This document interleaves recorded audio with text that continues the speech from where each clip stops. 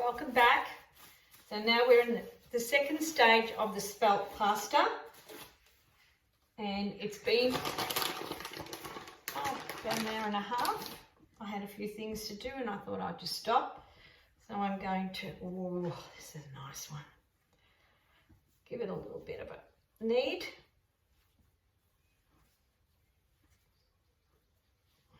Aside, cut it in fours.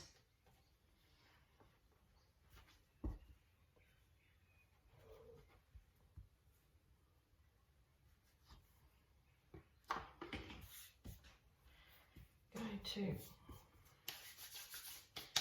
cut it again. I'm going to roll it so I need a flatter dough, flatter texture.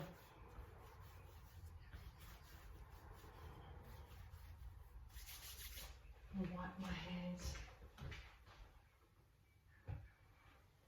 And tea towel.